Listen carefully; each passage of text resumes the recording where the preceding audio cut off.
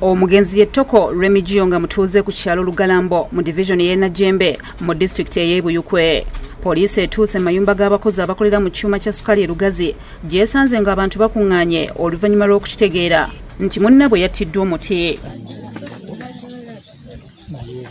Poliisi eyingidde mu nju omulambo mwe gubadde guteekeddwa n'oluvannyuma neeyogerako n'abakulembeze b'ekitundu ekyo era ne baginnyonnyola ebyabaddewo. Bano kubaddeko ssentebe w'ekyalo ekyo Muhammad Olim n'ategeeza ng'omugenzi bwe yabadde omu ku bantu abaagufuula omulimu okugenda mu kibira mabiro ekiro ne batema emiti gye batundamu enku n'amanda.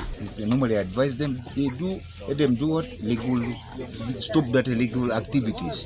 It is dangerous, to life and to the real atmosphere.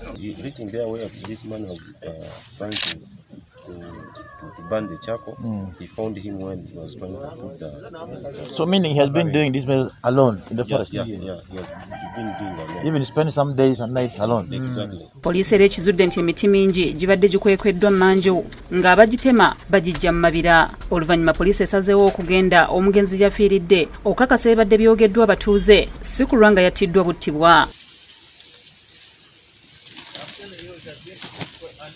Wabula poliisi kigibuuseeko okusanga ebyokero by'amanda ebiyitirivu saako emiti egibadde gyakatemwa nga n'awamu kyeraze nti ababadde bookya amanda bawulidde poliisi ne beemulula ekyosi kimala okuyita.